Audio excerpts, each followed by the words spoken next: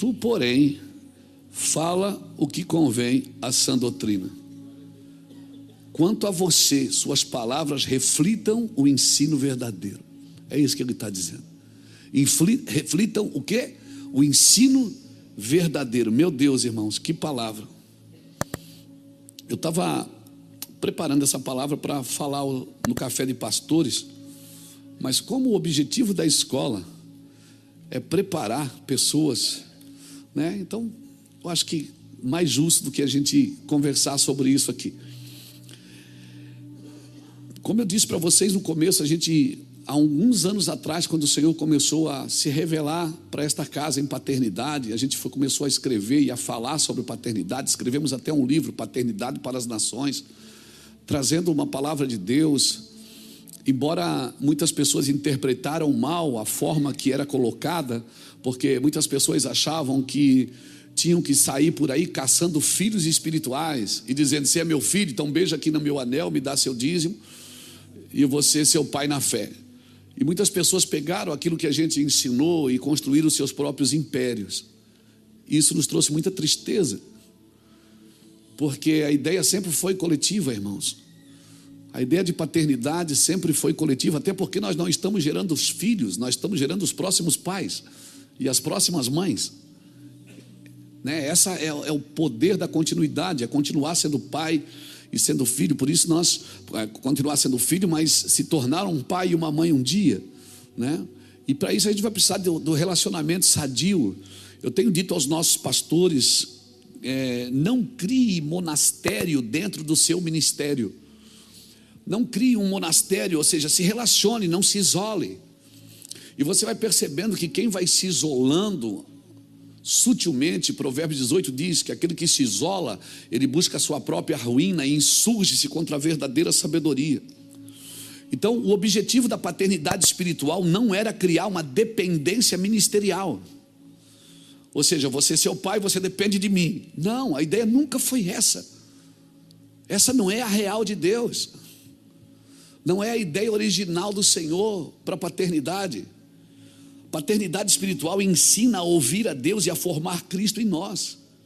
Um pai de destino, ele ajuda as pessoas para que Cristo seja formado na vida delas e ensine elas a ouvir a Deus.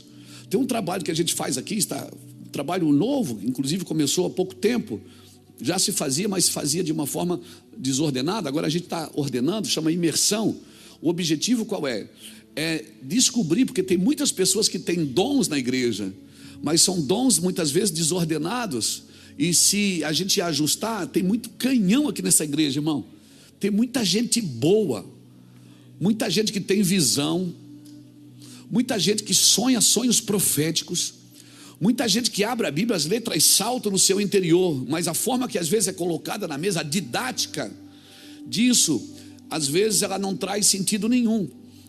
E então o objetivo da imersão, as 5 horas que se passa aqui, das 10 da manhã às 3 da tarde, trazendo uma orientação para aquilo que está sendo dito, visto e ouvido. Meu irmão, isso é maravilhoso o que o Senhor tem feito. A gente tem visto aqui irmãos que estavam escondidos aí no meio do povo, e eles estão aparecendo de uma forma sobrenatural, e ainda é pouco. Eu creio que Deus vai trazer esses irmãos para fora, em nome de Jesus. Então, mas pastor, vamos fazer? Não precisa ter pressa, irmão. Quem tem pressa é a carne. O Espírito tem tempo. Por quê? Porque o Espírito é eterno. Quem tem pressa é a carne que quer tudo rápido. A carne, ela quer prosperar antes de trabalhar, ela quer transar antes de entrar na aliança. Quem tem vontade das coisas rápidas é a carne. Deus não, Deus trabalha por alianças. O Espírito tem tempo. Por que o Espírito tem tempo, pastor? Porque o Espírito é eterno. A carne é que quer desfrutar do prazer antes. Por quê? Porque ela tem pressa, mas o Espírito não tem pressa. Amém, irmãos? O Espírito organiza, orienta, instrui. Às vezes você diz: estou cheio do Espírito, estou cheio do Espírito. O Espírito não é desordenado, não é desorientado. Amém, irmãos? Diga comigo ordem. Diga comigo organização. Irmãos, ordem é diferente de organização. Jesus, quando vai multiplicar os pães, ele primeiro manda, ele dá uma ordem para a organização. Ele diz: se organizem, sentem de 50 em 50, sentem de 100 em 100. Ele pediu para eles se organizarem. Depois ele foi lá e multiplicou o pão. Ele deu uma ordem, e o Pai ordenou que os pães se multiplicassem. Então assim, tem muitas ordens de Deus que ainda não estão funcionando por causa da nossa confusão. Falta às vezes em nós uma organização. E por isso nós precisamos organizar dons, sim, organizar dons, organizar falas, organizar músicas, organizar atuações, ações do Espírito. Ah, mas o Espírito é assim mesmo. Não, o Espírito não é assim. A gente pega aquele texto que diz assim: o homem espiritual é como o vento, ele não sabe de onde vem nem para onde vai. E por isso que ele não vai para lugar nenhum. Ele fica andando em círculo. Não, irmãos, a manifestação do Espírito, ela tira o homem da sua razão. Glória a Deus. Ah, mas a Bíblia diz que é para adorar com razão. Daí tem um outro grupo que leva para um outro extremo. Não, tem que ter razão. Não, irmãos, adorar com razão, né? Romanos capítulo 12: apresentai os vossos corpos como sacrifício vivo, santo e agradável a Deus, que é o vosso culto. Culto racional é quando você entrega a sua razão para Deus batizar ela, para Deus fazer as coisas que Deus quer através da sua razão. Então a gente fica tateando nesses dois lugares de extremos. Tem uma galera que está confusa por causa da unção desorganizada. Irmão, Deus colocou um homem antes do jardim estar pronto? Não, primeiro ele fez o jardim, depois ele colocou o homem. Ele colocou o Espírito sem o homem estar pronto? Não, por quê? Porque até para colocar o Espírito, Deus organiza. Ele estruturou o homem, encheu o homem do Espírito. Então a estrutura é necessária, a organização é necessária. Então às vezes as pessoas ficam tateando nos dois extremos. Tem uma galera que é tão racional, tão racional, tão racional, que tudo é do diabo, não é de Deus. E tem uma outra galera que está assim, confusa por causa do excesso, dos excessos de dons, dos excessos desorganizados daquilo que Deus tem derramado. Então nós precisamos entender que nós não somos ministros, primeiro, de ideologia política, nós não somos ministros de correntes filosóficas, nós não somos ministros de costumes religiosos, e nós não somos ministros de ambições materiais. Nós somos ministros do Evangelho de Jesus Cristo, cujo fundamento é o amor de Deus através de Jesus. É simples. Mas nós precisamos quebrar alguns conceitos, como diz o Jackson, resgatar alguns princípios, restaurar alguns valores, para que a gente possa funcionar como Deus quer. Aí a grande confusão que a gente tem às vezes é dizer assim: será que é de Deus que é que eu estou sentindo? Será que não é? Será que é de Deus? Será que não é? Será que é de Deus? Será que não é? Irmão, fica tranquilo.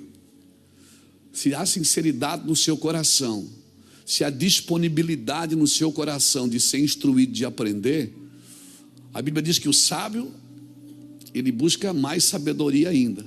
É ou não é? Então fique tranquilo, só tome cuidado com os extremos. Então quando esse texto, que Paulo escreve para Tito, ele chama meu verdadeiro filho. Primeiro a gente precisa entender que Tito era um cristão gentil. Ele não era judeu, ele era companheiro de algumas viagens do apóstolo Paulo. Certamente Tito era grego. E Paulo está chamando ele de meu verdadeiro filho. Ele não vinha de uma linhagem judaica, ele era um gentil. E Paulo diz assim: meu verdadeiro filho, por esta razão eu te deixei aí para que tu coloque em ordem. Diga comigo, ordem. Irmãos, verdadeiros filhos vão trazer ordem para aquilo que o Senhor está fazendo. Vão trazer ordem, porque em nome de dons, em nome dos dons, a gente diz: eu tenho dons, eu tenho isso, eu tenho aquilo, e a gente vai fazendo muitas coisas que não contribuem para o crescimento, traz mais confusão do que edificação. Colocar em ordem o que ainda não está, colocar em ordem é ordenar, não é só organizar, é uma questão orgânica de ordem e de direção. Como eu disse aqui, Jesus pediu para primeiro fazer o quê? Organizem de 50 em 50, de 100 em 100. Depois Jesus pegou aqueles 5 pães e 2 peixes e orou e se multiplicou. A ordem veio de cima, a organização é nossa. Então, só um filho, irmãos, um verdadeiro filho pode colocar em ordem o que ainda não está. Colocar em ordem não é somente uma questão organizacional, é colocar em ordem a partir de uma natureza de propósito. Deus, Ele tem um propósito, e como disse, acho que foi Ulisses hoje, se eu não me engano, eu tenho que cuidar para não atrapalhar o que Deus está fazendo. Colocar em ordem a partir de uma natureza de propósito, porque o que nós vamos fazer tem origem, tem destino. Por isso que Deus é alfa e ômega, é o princípio e o fim. Não é só organizar para o serviço, que isso a igreja parece fazer muito bem. Ela organiza para o serviço, ela organiza para o serviço. A maioria das reuniões presbiteriais são para organizar para o serviço, não para ordenar aquilo que Deus está dizendo, fazendo e mostrando. Então, organizar é a partir de uma natureza de identidade. Eu não organizo só para o serviço. Muitas vezes, para voltar ao propósito, eu tenho que parar o serviço ministerial, que o serviço ministerial pode estar equivocado, e o meu serviço ministerial pode não estar contribuindo com aquilo que Deus quer fazer na igreja. Mas muitos de nós temos uma escola, a gente veio de uma escola, ou tradicional, ou pentecostal, né? Ou pentecostal uau, né? Que é mais que pentecostal, é pentecostal ao quadrado. Então a gente aprendeu de uma forma, e aí às vezes a gente tem dificuldade de se mover de outra forma. E quando alguém apresenta alguma coisa que a gente não conhece, a igreja, ela começa a ressarcir tudo que ela não consegue dominar. Às vezes, quando tem uma coisa que a igreja não consegue controlar, é melhor. Tem dificuldade de investir numa pessoa que ela não consegue dominá-la. E a gente tem que ter cuidado com isso. Então, organizar é a partir da natureza de identidade. Nós precisamos organizar a partir da nossa natureza e da nossa vocação. E é tão interessante que ele diz: por esta razão eu te deixei em Creta. E aí você vai estudar sobre Creta, ali em Atos 27, do versículo 7 ao 44, eu não vou ler para a gente ganhar tempo. Paulo, quando estava indo para Roma, naquele navio que afundou, lembra o navio que afundou? Todo navio que Paulo entrou afundou, mas teve um que a Bíblia relata um capítulo inteiro, que é o que sofreu aquele vento, o Euro-Aquilão, né? Quando juntou o vento norte e o vento sul, e o Euro-Aquilão, deram até nome para o vento, né? Euro-Aquilão, faz sentido, Euro-Aquilão. Esse dia eu até falei assim, você já percebeu que nome de demônio só tem nome brasileiro? Né? As pessoas vão expulsar demônio, ela diz: sai Maria Padilha, sai Preto Velho, sai Zé Pilintra. Ninguém expulsa o William, o Ralph. Não tem demônio com nome de inglês, irmão. Nome europeu. Pô, você já tomou posse dos demônios e nomenclaturou eles tudo com nome português. É Zé, Maria. Ninguém diz sai Jefferson.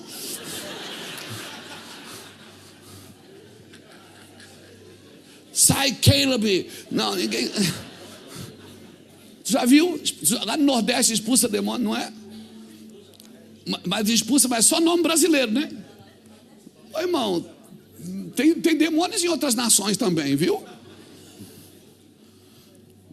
Quando você for pregar nos Estados Unidos, não chama de sai Zé, sabe Yosef, né? Chama de Yosef. Então, deixa eu voltar aqui para a mensagem, mano. Eu não quero sair da casinha. O Ulisses já fez a gente rir bastante hoje de manhã. Glória a Deus. Então Paulo está indo para Roma, e você conhece a história, aquele navio. E sabe onde aquele navio afunda? Ele afunda perto da ilha de Creta. Ele afunda perto de Creta. Eles estavam perto de Creta, na maior ilha da Grécia, né, onde tinha influência grega, humanista e dualista. Grécia, Gretace, ou seja, rocha, mas não é essa rocha que a gente firma a nossa vida. E é tão interessante que quando Paulo fala a Tito, ele diz: por essa razão eu te deixei em Creta. E na filosofia grega, você vai ver que em Creta tinha um deus, a mitologia grega era um deus chamado Minotauro. Não é aquele lutador de UFC, não. O Minotauro, ele tinha corpo de homem e cabeça de boi, e vivia dentro de um labirinto. Essa era a mitologia grega. Esse era o deus da Grécia, de Creta, da ilha de Creta, o Minotauro. Quem assistiu o Sítio do Pica-Pau Amarelo quando era criança está entendendo o que eu estou falando, né? Ou seja, ele tinha o corpo de homem, humanista, e tinha a cabeça de boi. Ou seja, o governo estava na força.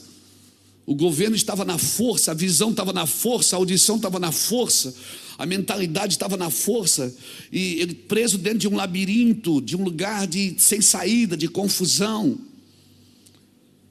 Irmãos, e aí Paulo diz: Tito, você é meu verdadeiro filho, eu vou te deixar nessa terra, nesse lugar aí, para você colocar em ordem o que ainda resta. Irmãos, um verdadeiro filho vai tirar as pessoas, não da sua humanidade, mas dessa mentalidade humanista. Um verdadeiro filho de Deus, alguém que tem uma identidade celestial, alguém que entendeu Deus como Pai. Essa pessoa ela vai entender que as trevas sempre vão interferir no que Deus está falando aos homens. Mas por esta causa eu te deixei aí, para você mudar essa realidade humanista. E aí você vê o estado dos cretenses,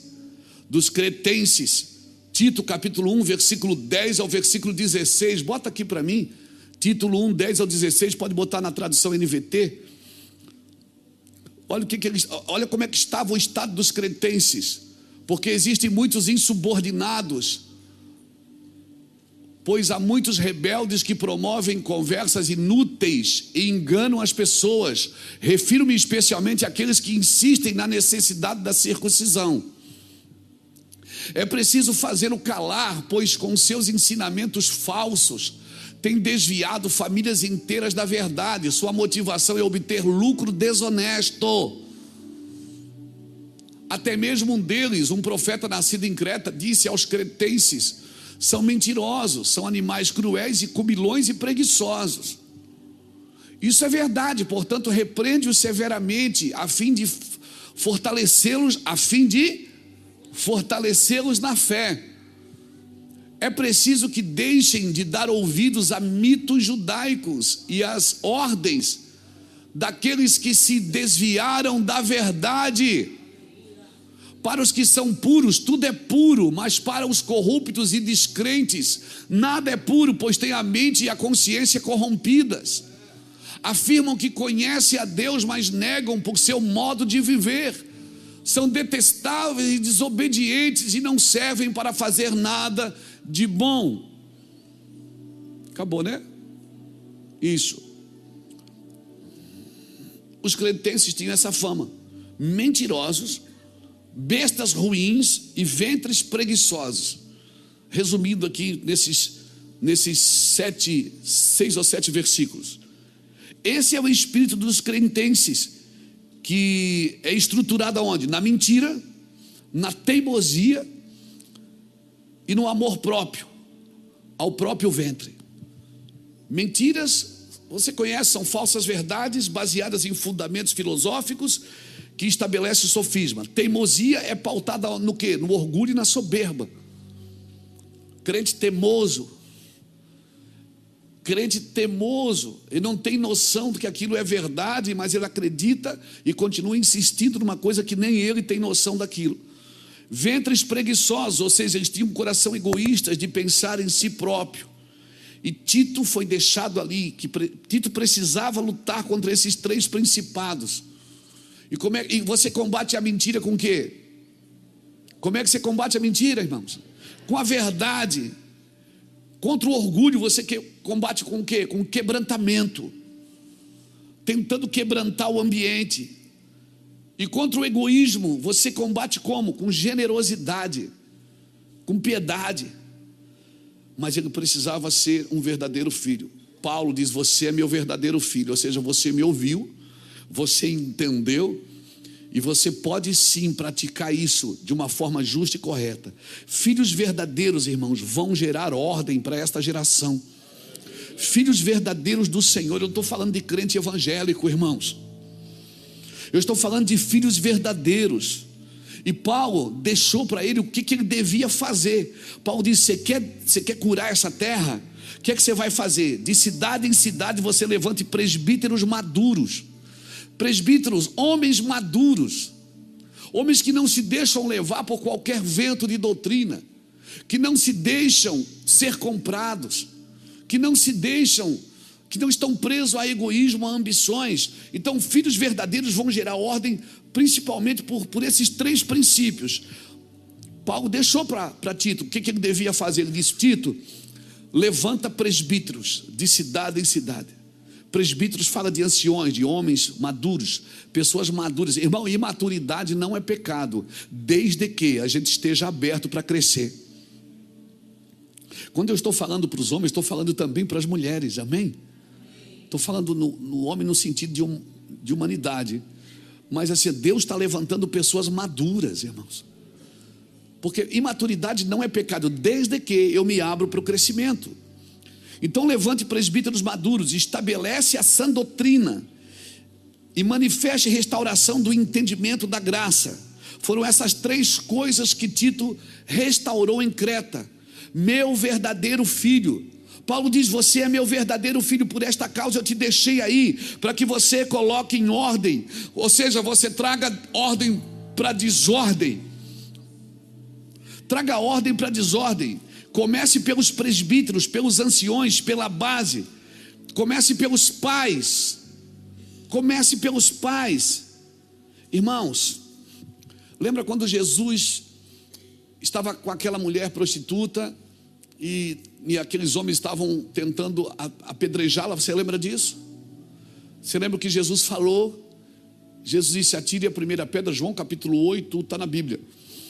Ele disse: atire a primeira pedra quem não tiver pecado. Você lembra quem soltou as primeiras pedras? Foi os mais velhos. Foi os mais velhos que soltaram as pedras primeiro. As pedras que ele jogaria nos pecadores. Então os mais velhos, os homens maduros, eles têm que começar a soltar as pedras que eles queriam jogar nos pecadores, porque se eles não soltar as pedras diante das pessoas, nunca soltarão as coroas diante do Senhor. Nunca soltarão. Diante das pessoas, os anciões soltam o que? As pedras. Diante do Senhor, soltam as coroas. Tu, porém, fala o que convém. No capítulo 2, do versículo 1, ele diz: tu, porém, fala o que convém à sã doutrina. Fala o que convém. Ou seja, mas quanto a você, Tito, que as suas palavras reflitam o ensino verdadeiro. Irmãos, nós estamos nesse tempo. Deixa eu fazer uma comparação aqui. Nós estamos lidando com essa geração humanista. Ventres preguiçosos, a mentira escancarada da forma que Deus faz as coisas sendo dita. E eu oro, irmãos, eu oro sim, para que verdadeiros filhos de Deus se levantem nessa geração, que não queiram fugir do problema, mas que estão ali para mudar a situação. Diga comigo: verdadeiros filhos. Verdadeiros filhos. Irmãos, não se trata de ser empregado, não se trata só de ser servo, não se trata só de ser evangélico. Eu preciso ter uma revelação da paternidade de Deus. Se eu não tiver uma revelação da paternidade, eu vou estar na igreja, eu vou estar servindo na minha cidade simplesmente por causa de mim, porque eu preciso de ajuda. Eu preciso ser curado, eu preciso ser transformado, eu preciso prosperar. Então tudo que eu faço para o Senhor é a partir de mim, não é a partir daquilo que o Senhor determinou para os seus verdadeiros filhos. Abra sua Bíblia comigo em Josué capítulo 5, versículo de 1 a 9. versículo de 1 a 9. Nós vamos ler de 1 a 9, no capítulo 5. Eu vou ler aqui. Josué, capítulo 5. Josué 5, de 1 a 9. Diz assim: quando todos os reis amorreus e os a oeste do Jordão e todos os reis cananeus que viviam junto ao mar souberam como o Senhor havia secado o Jordão para que os israelitas atravessassem, perderam o ânimo e se encheram de medo por causa deles. Irmão, antes de chegar na terra, o povo já estava com medo. Antes de chegar na terra, o povo da terra já sabia que o povo de Deus estava chegando, eles já estavam com medo. Versículo 2: naquela ocasião o Senhor disse a Josué: prepara facas de pedras, ou de pederneiras, que é a mesma coisa, e circuncide esta segunda geração de israelitas. Por quê? Porque Abraão já tinha circuncidado a primeira, se eu não me engano, em Gênesis 17. Naquela ocasião o Senhor disse a Josué: prepara facas de pedras e circuncide esta segunda geração de israelitas. Essa é a segunda geração que saiu, né? Porque saíram do Egito. A primeira geração estava no Egito. A segunda geração nasceu no deserto. Eles não estavam circuncidados, porque Moisés não circuncidou ninguém, nem os seus próprios filhos. Lembra disso? Lembra de Êxodo capítulo 4, quando Moisés não circuncidou os seus filhos e Deus quis matar ele numa estalagem? Olha, um homem que Deus chamou para salvar uma nação, mas porque ele não circuncidou os seus 2 filhos, Deus queria matar ele. O que eu aprendo aqui? Que para Deus é melhor que eu marque a minha casa, marque os meus filhos, do que eu salve uma nação. Vai vendo. 3: então Josué preparou facas de pedras e circuncidou toda a população masculina de Israel em Gibeate e Aralote. Josué teve de circuncidá-los, porque todos os homens com idade suficiente para ir à guerra, quando saíram do Egito, haviam morrido no deserto. Todos aqueles que saíram haviam sido circuncidados, mas isso não aconteceu com os homens que nasceram depois da saída do Egito, durante o tempo no deserto. Os israelitas andaram 40 anos pelo deserto, até que tivessem morrido todos os homens com a idade suficiente para ir à guerra. Quando saíram do Egito, o povo havia desobedecido ao Senhor, e o Senhor jurou que não os deixaria entrar na terra que ele tinha prometido solenemente, nos dar uma terra que produz leite e mel com fartura. Assim Josué circuncidou os filhos dos israelitas que haviam crescido e tomado o lugar de seus pais, pois não tinham sido circuncidados no caminho. Pois que toda a população masculina foi circuncidada, o povo permaneceu no acampamento até os homens se recuperarem. Guarda isso. Então o Senhor disse a Josué: hoje lancei fora a vergonha de sua escravidão no Egito. Por isso até hoje aquele lugar se chama Gilgal. Gilgal fala de círculo. Olha o que o Senhor disse. Veja bem, o que eu aprendo aqui? Irmãos, eles estão para tomar a terra que é deles. Eles estão para entrar na terra que o Senhor havia prometido. E antes de entrar na terra, eles já sabem que o povo está com medo deles. Está ganho, é nossa. Só que o problema deles não era o inimigo que estava fora, era o inimigo que estava dentro. A mentalidade ainda era de escravo. E Deus não arriscou. Deus disse: eu preciso circuncidar vocês, para vocês terem uma mentalidade de filho. Porque se você não tiver uma mentalidade de filho, você vai trabalhar por salário e não por herança. Se você não tiver a mentalidade de filho, você vai pregar para construir seu império, não o reino, não para manifestar o meu reino. Se você não tiver a mentalidade de filho, você não vai fazer o que o pai está fazendo, você vai fazer o que você quer. Porque o filho faz o que vê o pai fazendo. Então o maior problema daquele povo para tomar aquela terra não era o inimigo que estava na terra. Por quê? Porque o inimigo que estava na terra já estava com medo deles. O seu maior problema é a sua mentalidade, que veio para a igreja, aceitou Jesus, mas ainda tem uma mentalidade de escassez, de escravidão. Ainda tem uma mentalidade que não é uma mentalidade de filho, não tem filiação. o filho faz o que vê o pai fazendo. Amém, irmãos? Por isso você precisa mudar a sua mentalidade. Para quê? Para conquistar o lugar que Deus te entregou. Ele é seu. Mas com essa mentalidade evangeliquez, com essa mentalidade de escassez, essa mentalidade, irmãos, deixa eu te falar, a resistência maior não era o inimigo. A maior resistência que nós enfrentamos é a nossa consciência de natureza. Eles nasceram no Egito, a maioria deles nasceu no Egito. A maioria deles talvez saiu pequenininho, ou no colo, ou nasceram no Egito. A Bíblia diz que eles nasceram no Egito, no deserto. Seus pais já tinham, a maioria, morrido. Talvez eles eram filhos de muitos daqueles que a terra engoliu. Deus está dizendo, essa terra é de vocês, mas se vocês não tiverem uma mentalidade de filho, vocês vão transformar essa terra num Egito. Você está me entendendo? O nosso problema é de consciência, de natureza. Eles eram, e a Bíblia não diz que eles eram filhos de Deus, a Bíblia diz que eles eram filhos de Israel.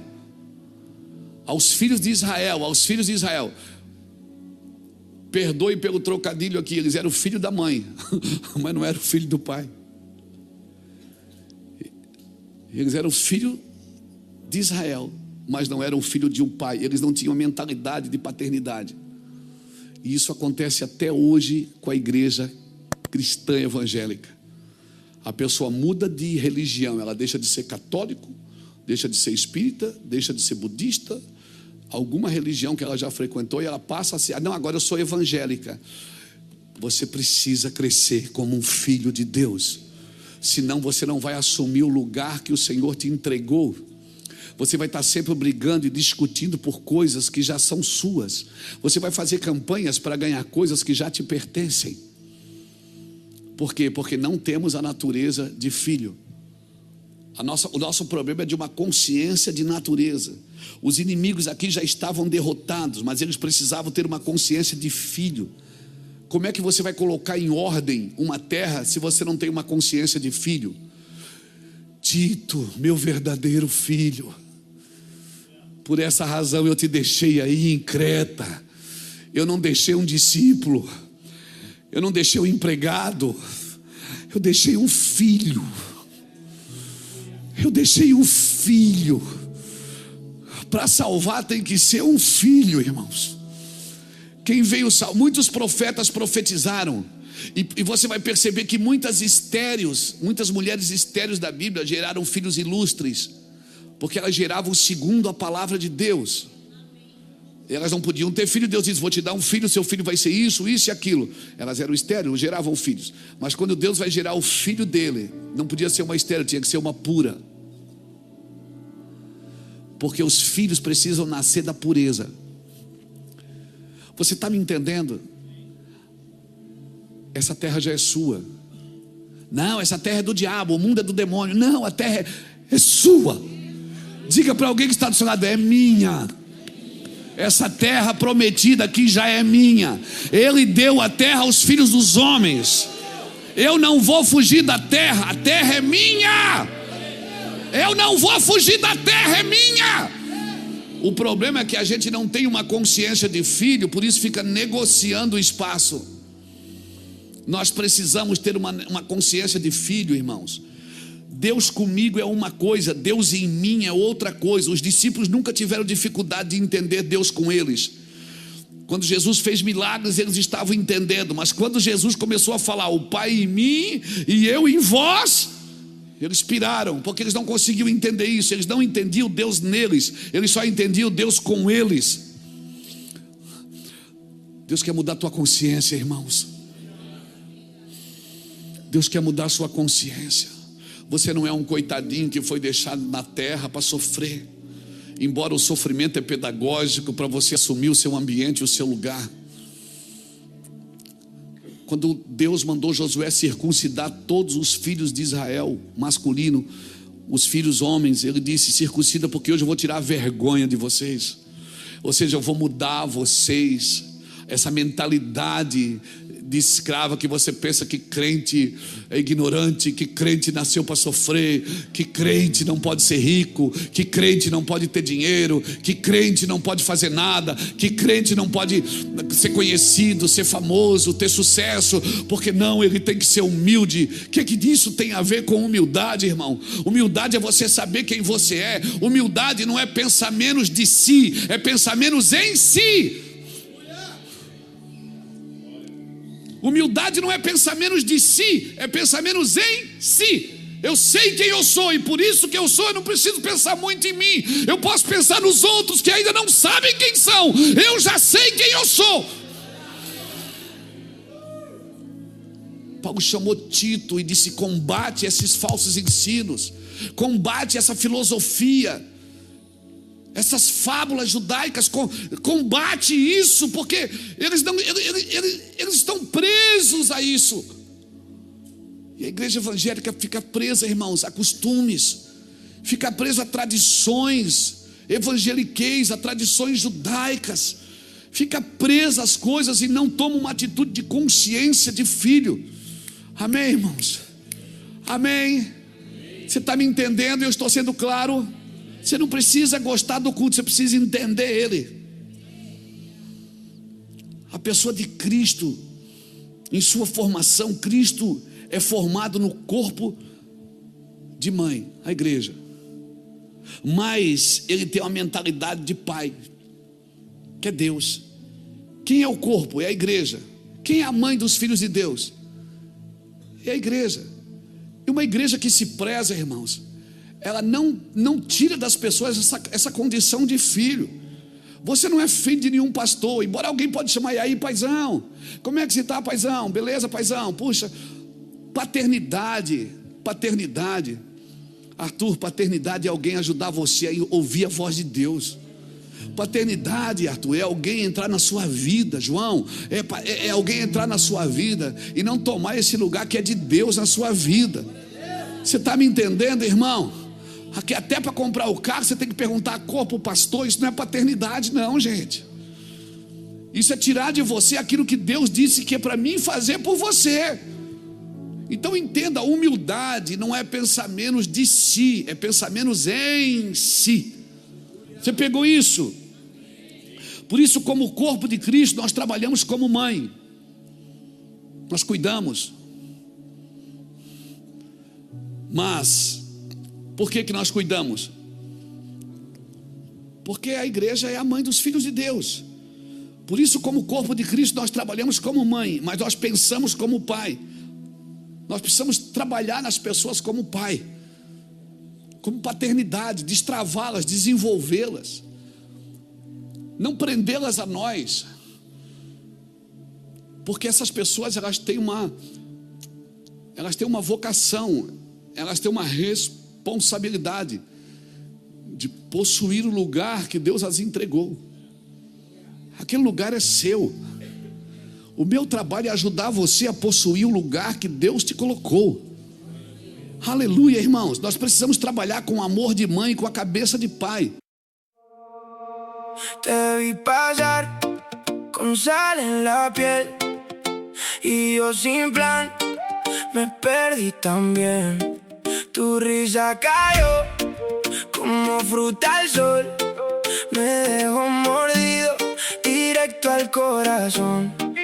Y no sé fingir cuando estás aquí, se me va la voz, se me va el pulso. Mírame así, quédate así, que si tú me llamas yo vuelvo por ti. Dame tu nombre, dilo otra vez. Dame tu nombre, que yo lo sé. Si tú me miras, pierdo la fe. Dame tu nombre y me quedo bien. Funcionamos como mãe e pensamos como pai. Irmãos, Moisés era o líder dos pais desses homens. Quando Deus os tirou do Egito, tirou escravos que viraram servos, empregados. Eles eram bons de serviço, mas eles eram ruins de relacionamento. Eles funcionavam bem, mas se relacionavam mal. E mesmo funcionando mal, eles conseguiram conseguimos nos salvar. Mesmo funcionando mal, nós conseguimos nos salvar. Agora, mas nós não conseguimos estabelecer. O nosso trabalho como ministros do Senhor é desenvolver na pessoa a paternidade de Deus. Foi isso que Jesus veio fazer. Jesus não veio trazer uma religião Israel já tinha. Jesus veio revelar o Pai. Por isso que quando ele começou a chamar Deus de Pai, eu e o Pai somos um, ele chocou os judeus. Amém? Eles não tinham a noção de pai, eles eram filho da mãe, filho da nação, os filhos de Israel. Até hoje são chamados filhos de Israel. Eles eram filho da mãe, mas não eram filho do pai. Não tinham uma mentalidade de pai. Aí aparece um galileu dizendo: eu e o Pai somos um, quem vê a mim vê o Pai, eu faço o que vejo o Pai fazendo. Eles disseram blasfêmia, alguns se rasgaram e disseram blasfêmia, mentira. Agora, você vai perceber que os pais desses homens que foram circuncidados, que nasceram no deserto, eles foram conduzidos por Moisés. Moisés era um grande líder, um grande legislador, mas sem referência de paternidade. Moisés era líder deles, cara bom de serviço, mas ruim de relacionamento.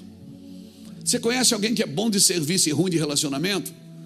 Vai gerar semente segundo a sua espécie. As pessoas vão ser boas de serviço, mas ruins de relacionamento. E o fato dele não ser bom de relacionamento não atrapalha o serviço. Quem não é bom de relacionamento, trabalha, Jackson. Continua trabalhando, não tem problema. Agora, quando ele tirou o povo do Egito, a sua mulher não estava com ele. Se encontraram numa estalagem. Ele estava tão focado no serviço que perdeu a noção de família. Moisés, ele teve crise de relacionamento em todas as áreas. Ele teve crise de relacionamento com a esposa, crise de relacionamento com os filhos, com os irmãos e com os seus líderes. Por quê? Porque Moisés se empenhava no serviço e não em relacionamento. E o serviço não o colocou na terra prometida. Pegou? Pegou? O serviço não o colocou na terra prometida. Por causa do serviço, quase comprometeu até o seu relacionamento com Deus. Quer um conselho? Talvez você vai ter que diminuir o serviço para voltar a ter relacionamento com Deus. Mas eu trabalho para Deus. Mas Deus não te chamou para trabalhar para Ele. Deus te chamou para estar com Ele. O trabalho é o extrato de um bom relacionamento. E por que Moisés só focava no serviço?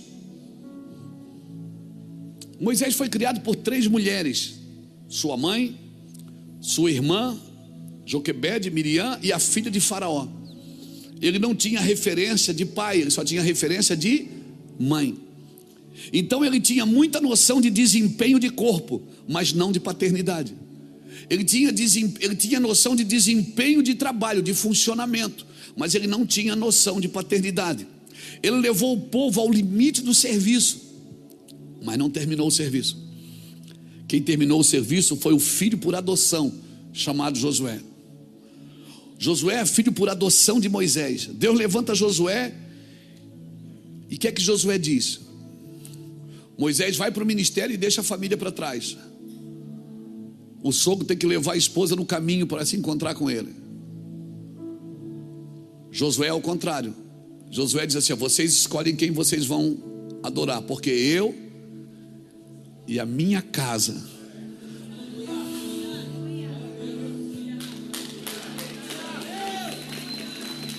O que é que o Senhor quer dizer com isso? Eu ouso a dizer que Deus não vai fazer no templo sem fazer primeiro nos lares. Eu ouso a dizer que Deus não vai fazer nos templos sem fazer primeiro nos lares, porque nós temos que ter uma noção de paternidade, de filiação. Nós precisamos ter relacionamentos sadios em casa. Tito, meu verdadeiro filho, por essa razão eu te deixei aí para colocar em ordem. Em ordem. Nós temos muita noção de organização, de gerar serviço, de promover o serviço. Nós precisamos de ordem. É como dissesse assim: a Deus, está tudo pronto, se o Senhor quiser fazer, o Senhor pode fazer, porque a gente não vai fazer mais nada. Eu só fiz o altar, eu só faço o altar, eu só arrumo as pedras, eu faço o altar, eu ponho a lenha. O cordeiro não precisa, porque Deus já proveu o cordeiro. E eu fico ali queimando o fogo. Não sou eu que boto o fogo, senão seria fogo estranho. Quem põe fogo estranho no seu próprio altar se queima, se machuca, fere você e a sua casa. Eu preciso ter uma noção de fazer a coisa certa, irmãos. Oh meu Deus, essas palavras estão dentro do meu coração. A minha casa, Josué falou: eu e a minha casa serviremos ao Senhor. O que é que o senhor está dizendo, pastor? Eu estou dizendo, me entenda no seu espírito, explicar bem. Eu estou dizendo que qualquer um pode te tirar do Egito. O senhor está chamando Moisés de qualquer um? Não. Eu estou dizendo que para tirar você do Egito não precisa ter noção familiar, nem noção de paternidade, nem noção de autoridade. Para sair do Egito pode ser assim, mas para entrar na promessa não. Para te introduzir no lugar da promessa tem que ter alguém que tem noção de família, que tem noção de paternidade, que tem noção de filiação, que está treinando uma casa. Por isso Moisés tirou, mas quem introduziu foi Josué. Eu e a minha casa serviremos ao Senhor. Você está me entendendo, irmãos? O que é que o senhor está dizendo? Eu estou dizendo que sucesso ministerial não substitua fracasso familiar. Essa é a hora que você diz: ai, aleluia. Você está me entendendo? Sucesso ministerial não substitui fracasso familiar. Moisés foi criado sem pai. Ele não tinha noção de paternidade. Eu sei que muitas pessoas que foram criadas sem pai, quando elas encontram Jesus, como que é isso, pastor? Irmão, toda religião tem um Deus, mas Jesus não disse que te levaria a um Deus. Ele disse: eu vou ao Pai, e eu não vou te deixar órfão. Jesus nunca foi pai, mas ele disse que não ia deixar você órfão. Ele nunca foi pai biológico, mas ele disse: eu não vou te deixar órfão. Irmãos, Josué, ele não tinha a mesma competência que Moisés. Não tinha. Moisés foi o maior legislador das Escrituras. Josué não tinha a mesma competência, mas ele tinha mais noção de família do que Moisés. E aí Josué fez o que Moisés nunca fez: circuncidar seus filhos biológicos e espirituais. Marque a sua casa, meu irmão. Minha irmã, marque a sua casa. Marque a sua casa. Você está me entendendo? O que vai transformar essa geração, irmãos, o que vai transformar, o que vai deixar um modelo correto, é a noção que você tem de família. Porque se você tem noção de família, você tem noção de conquista, você tem noção de autoridade. Entenda o que eu estou te dizendo. Ah, pastor, mas eu já perdi minha família, perdi meu casamento. Não entra em condenação. Faz de novo. Faz bem feito. Ah, pastor, eu errei. Faz de novo. Mas dessa vez faz bem feito, porque agora você tem noção de paternidade. Amém? Moisés não circuncidou nem seus próprios filhos. Quem circuncidou seu filho foi sua esposa Zípora. Não temos outra referência de um homem ser circuncidado por uma mulher. Essa é a única referência das Escrituras. Diga para quem está do seu lado: filhos não empregados. Somos filhos não empregados. Somos filhos, Jacob. Deixa eu falar aqui. Quem aqui já trabalhou com seu pai biológico? Você já trabalhou com seu pai biológico? A gente não ganhava salário. Era só um dinheirinho. E quando alguma coisa dava errado, com quem ele brigava primeiro? Era com o empregado ou com o filho? Meu pai falava assim: Luiz, você tem esse pai, mas não fui eu. Ele disse: mas isso é seu. Você tem que cuidar, isso é seu. Você tem que ter noção de filho. Tá vendo? O cara que eu mais brigo na terra tá aqui, ó, o Charles, o Samuel, o Mano, o Dudu. Mas eu brigo com eles. Porque, irmãos, sabe, o homem que treinou o Samuel no futebol, ele se chama Jurandir. É um cara brutão, mas pensa num homem de coração lindo. E às vezes a gente ia no campo e a gente via ele brigar com os meninos. E os meninos bons de bola. Os meninos bons de bola e o Jurandir xingando. Para, rapaz. Eu ficava assim, cara, por que tá brigando com esse guri? O guri é bom de bola. Por que não briga com aquele noida lá, que não sabe nem chutar bola? Eu disse, Jurandir, por que vocês brigam com esses meninos, cara? O menino é bom. É por isso que eu brigo, porque ele é bom. Eu sei que ele tem mais para me dar. Aquele lá não vai ser jogador, tadinho. Então eu não vou brigar com ele. Mas esse aqui, ele tem mais para me dar. Sabe, irmãos? Por isso que o pai pega mais pesado com o filho. Porque tu és meu filho, eu te gerei. E quanto mais tu queres, mais Deus quer. E quanto mais tu entra, mais Deus te dá. E quanto mais parece que tu mais investe, mais Deus consegue arrancar de você. E você fica, puxa, aquele cara faz tudo errado, dá tudo certo para ele. O Senhor diz, ele é só crente. Você é filho. Você é meu filho. Você tem muito para me dar. Eu vou arrancar o melhor de você.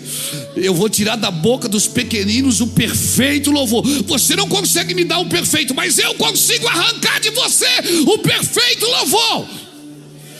Então, se estão cobrando de você, é porque você é íntimo. As exigências de Deus são para os íntimos.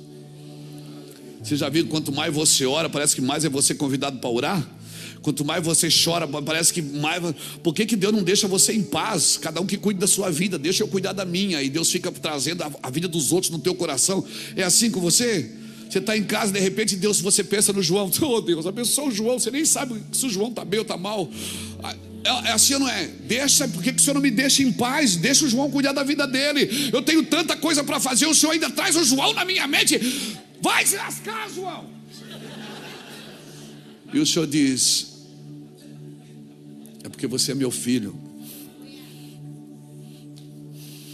O meu sentimento eu compartilhei com você.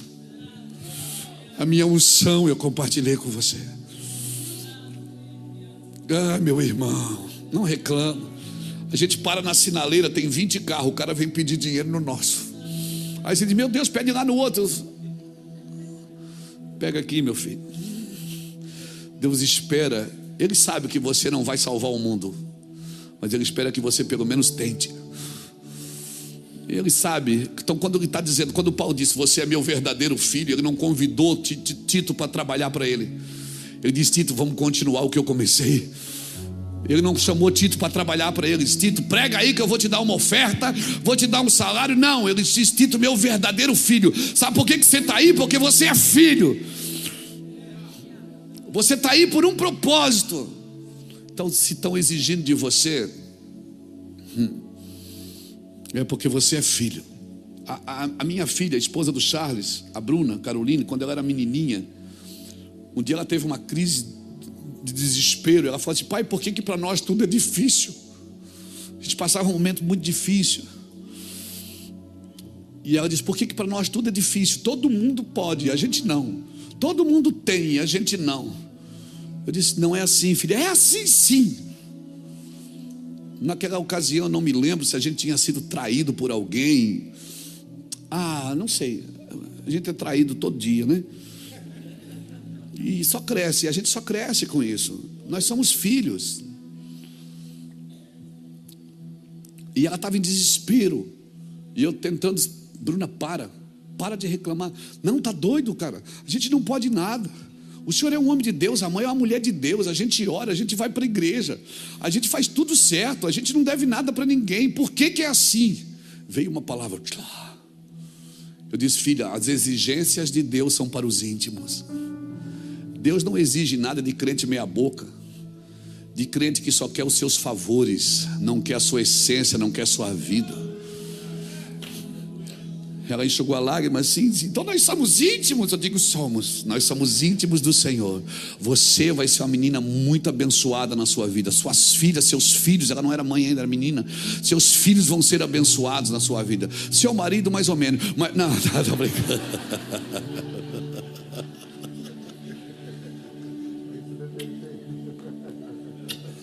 Meu amigo, meu parceiro. Mas as exigências de Deus são para os íntimos. Se os céus estão exigindo de você posicionamentos, se os céus estão exigindo de você, você deveria enxugar as lágrimas e continuar, porque você é íntimo do Senhor. O céu não exige de crente meia boca, de crente irresponsável, de gente que só está nesse negócio por dinheiro, por fama, por sucesso. Não. Se estão exigindo de você, é por essa razão que eu te deixo aí em Creta, nesse lugar humanista, nesse lugar de gente enganadora, nesse lugar difícil de lidar. É por essa razão que eu deixo vocês aí no meio. Amém? Amém? É por essa razão que vocês estão aí no meio dos negócios ilícitos, dos comércios ilícitos, das coisas ilícitas. É por essa razão que eu deixei você aí em Creta, para que você coloque em ordem o que ainda resta. Você está me entendendo? Você vê uma coisa errada no lugar que você funciona, você pensa: eu vou sair daqui, eu vou fazer outra coisa. Não, o Senhor te deixou aí para você colocar em ordem o que ainda resta, porque você é um verdadeiro filho. Verdadeiro filho vai trazer ordem. Alguém levanta a mão, dá glória a Deus. E se você está chorando, 1 Pedro 4,12, como disse o Rogério aqui: não estranhei esta ardente prova que vem para vos provar, como se coisa estranha tivesse acontecendo. Mas regozijem-se, porque se pelo nome de Cristo sois vituperados, bem-aventurados sois, porque sobre vós repousa o Espírito da glória de Deus.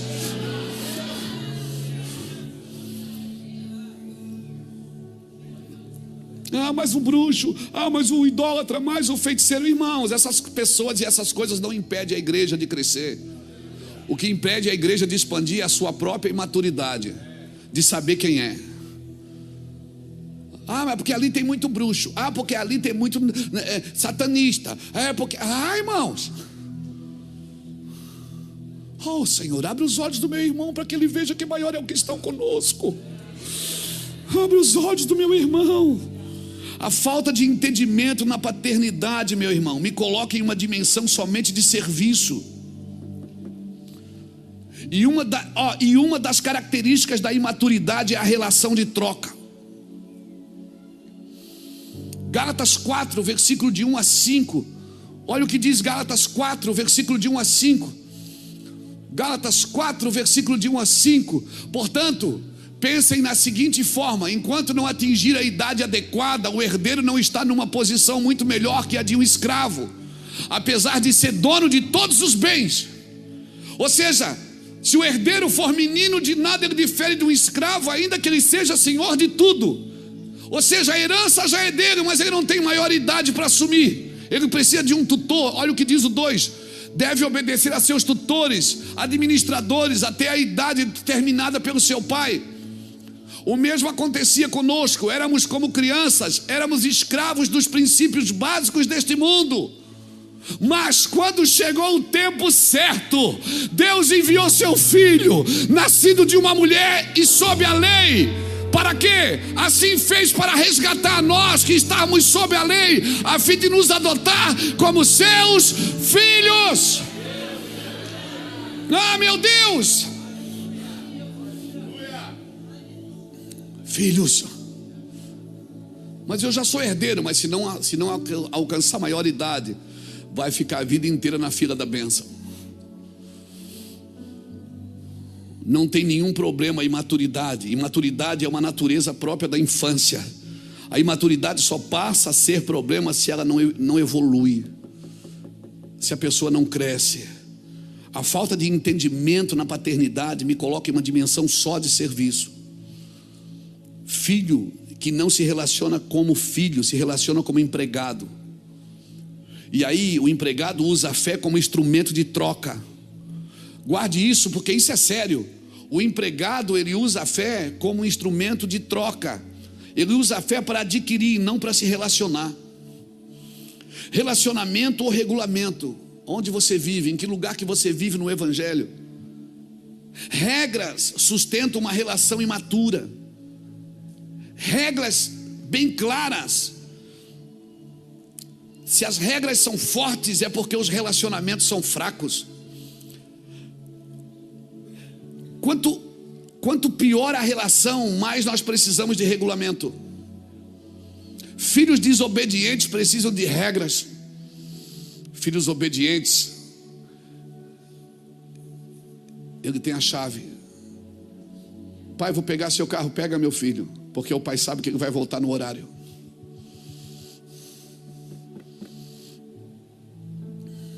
Você está me entendendo? Quando você precisar relatar demais o regulamento, é porque a relação está comprometida. Por isso, enquanto não se relacionavam, eles precisavam de regras. Então, irmão, mas o senhor está dizendo que não é para trabalhar? Não, irmão, eu não faço porque o serviço é importante. Eu faço porque fazendo eu estou alimentando a relação.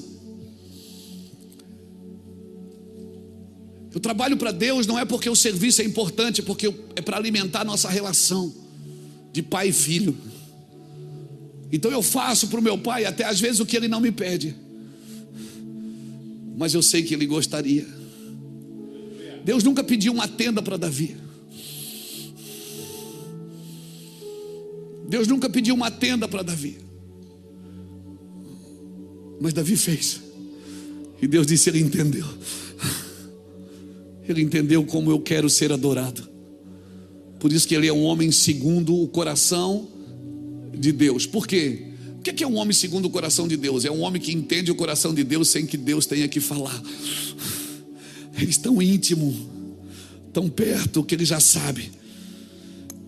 A lei não aperfeiçoa, ela só mantém enquanto não há revelação.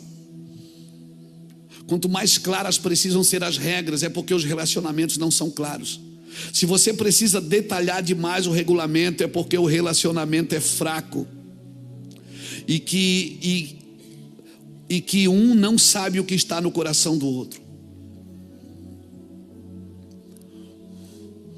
Então não adianta eu impor ou eu propor éticas de inclusão. Eu tenho que propor éticas de valores.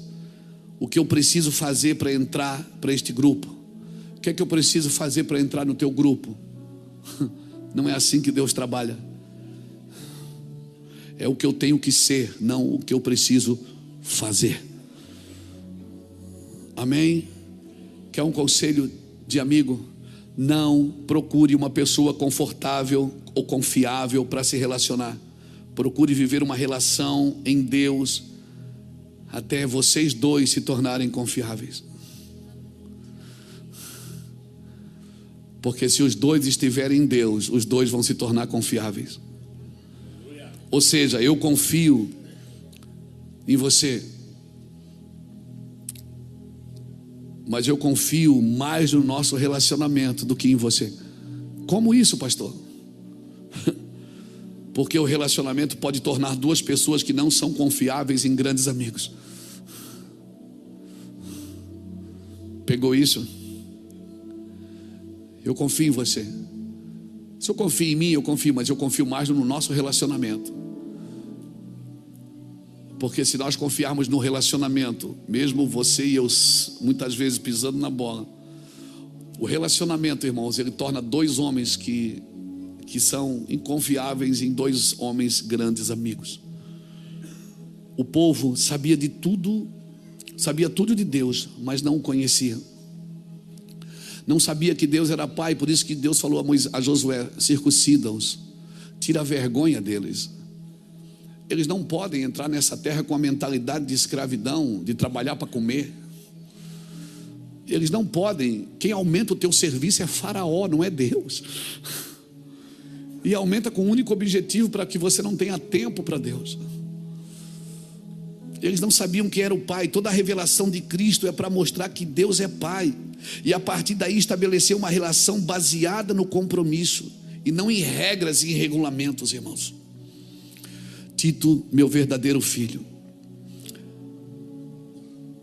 Por isso só os filhos podem colocar em ordem o que ainda resta. Você pega essa palavra? Você está entendendo ela? Meu verdadeiro filho, por esta causa eu te deixei em Creta, para que você pudesse colocar em ordem o que ainda está em desordem. Comece por onde? Comece pelos presbíteros, pelos anciões, pela base. Comece pelos pais espirituais. Não priorize o serviço, mas priorize o relacionamento. Se priorizarmos o serviço sem entender a sua natureza, nós teremos mais conflitos do que harmonia. Porque eu tenho que partir da relação para o serviço, não do serviço para a relação. Porque se penso só no serviço, e essa pessoa está comigo só pelo serviço, se ela não der resultado, eu abomino a pessoa. Você vai perceber que dos discípulos, só João foi na cruz, os outros todos saíram correndo. O homem que começou o movimento da igreja negou Jesus por 3 vezes. Você está me entendendo? Mas Jesus foi atrás de todos. Amém, irmãos? Porque na relação, serviço, até o diabo trabalha.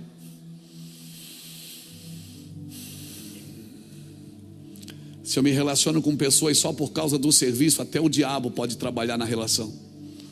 Mas se está no relacionamento, meu Deus. Amém, querido? Então eu quero deixar essa palavra para você. Deus tem uma tarefa para nós na terra. E não é deixar tudo aqui e ir para o céu. Por esta razão eu te deixo aqui, para que você coloque em ordem o que ainda resta. Amém, irmãos? Não tenha uma mentalidade fugitiva. Não tenha uma mentalidade escapista, escrava, que Deus me colocou aqui para sofrer. Enquanto eu não sair desse mundo, eu não vou viver em paz. A nossa fé precisa ter essa característica relacional antes de ser empreendedora. Nós precisamos de relação com Deus. Deus te deixou aqui para transformar todas as coisas. Amém, querido? Eu deixo essa palavra no seu coração. Toca essa pessoa que está do seu lado e diz: meu verdadeiro filho. É assim que Deus quer que você se veja. Meu verdadeiro filho. É assim que Deus precisa que você se veja. Senão você não vai dar a resposta correta para esse lugar ruim de falsas profecias, de enganos, de mentiras, de corrupções. Deus te colocou aí para dar uma resposta correta. Aleluia. Amém, irmãos? Comece pelos presbíteros, pelos anciões, coloque bases. Comece pelos pais espirituais. Aleluia. Glória a Deus.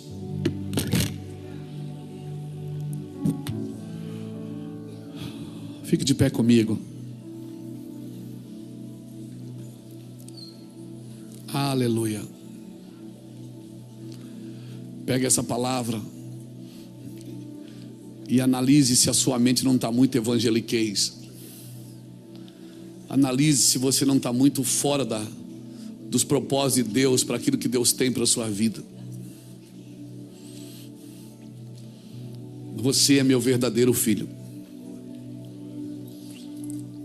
Você é meu íntimo, ou pelo menos deveria ser.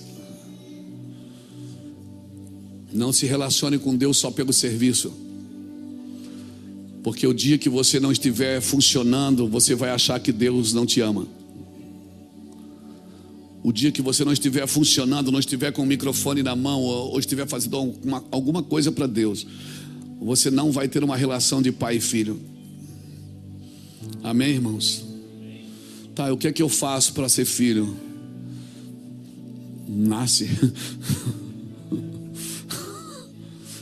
De preferência, de novo. Nasce de novo. Eu tenho meus pais biológicos, mas eu preciso nascer de novo para ter essa consciência.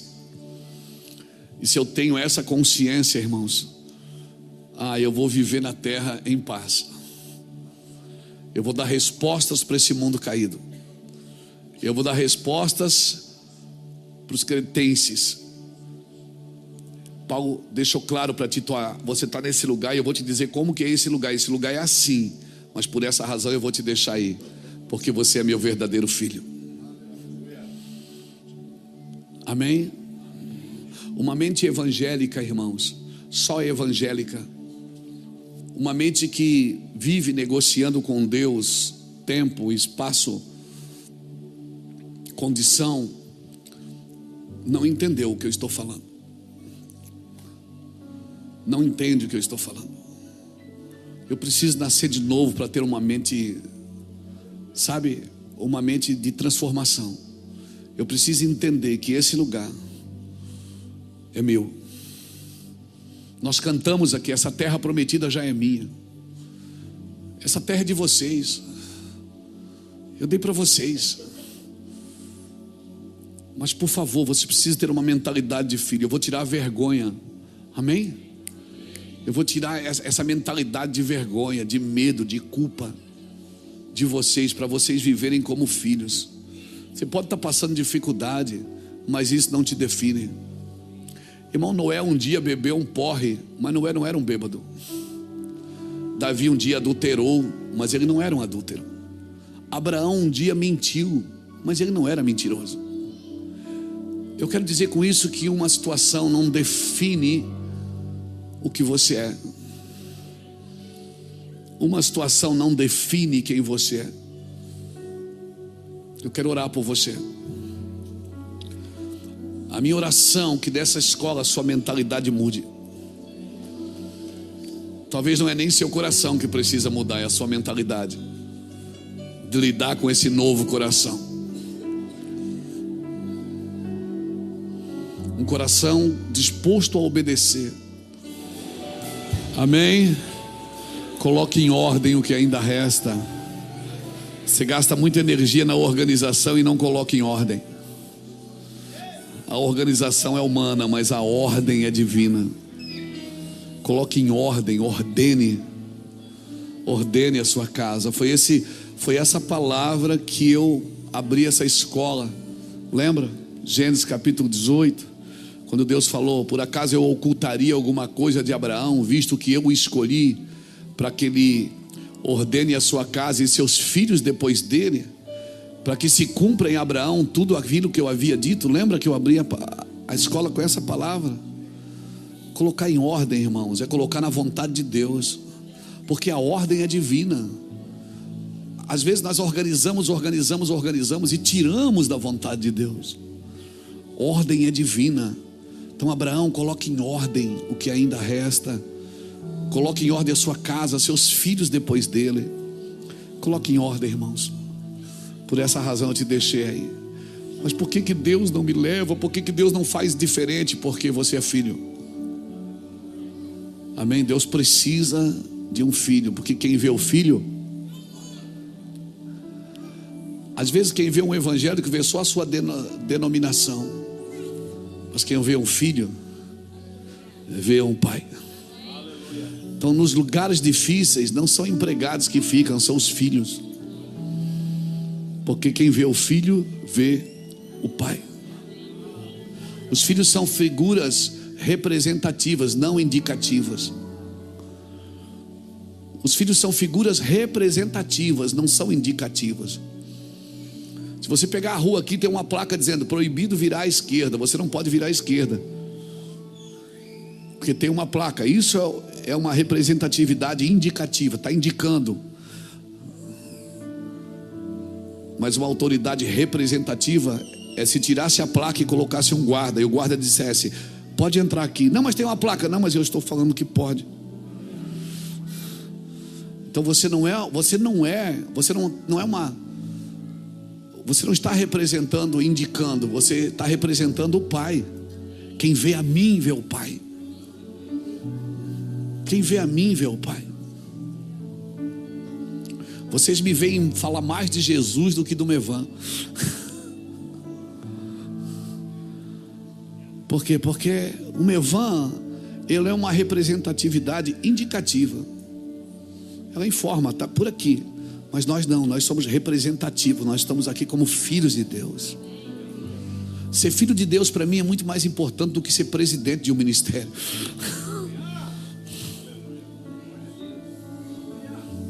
Sou um filho de Deus. É muito mais importante do que ser o pastor da igreja.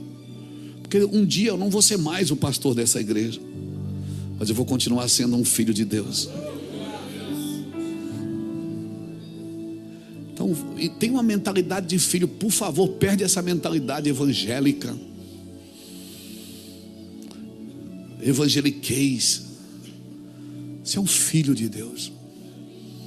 Mas por que o filho passa tanta luta? Porque o filho representa. O filho faz o que vê o pai fazendo. O filho não faz o que quer. O filho faz porque ele viu o pai fazer. Quem vê o filho vê o pai. Quem recebe o filho recebe o pai. Tem igrejas, isso é tão sério que tem igrejas que me convidam para pregar, eu não vou. Eu mando um filho da casa primeiro. Da forma que eles tratam o filho, vai me dizer se eu vou ou não vou. Porque se eles não tratam um filho dessa casa, se eles querem usar o filho só para chegar no pai, você está me entendendo? Tem um ditado populacho que diz assim, ó: quem meu filho beija, minha boca adoça. Por isso que Jesus disse: se vocês fossem filhos de Abraão, vocês sabiam quem eu sou. Amém, irmãos? Guarde essa palavra no seu coração. Assiste de novo. Você é um filho de Deus. Mude essa mentalidade. Perca essa mentalidade de sofrimento. Quer dizer que se eu perder eu vou parar de sofrer? Não. Você vai sofrer com nobreza, com categoria. Amém? Você vai entender: eu estou passando isso porque eu sou filho. Eu estou passando isso porque eu represento o meu pai. E a mensagem que eu quero passar, que o meu pai, ele está me permitindo viver isso para que ele seja visto em mim. Enquanto eu tento mostrar algo, eu não consigo mostrar o pai. Mas se eu morro, né, o pai é visto. Jesus, obrigado por essa palavra. Que o Senhor guarde o nosso coração e guarde a nossa mente. Que o Senhor nos esconda em Ti, Senhor.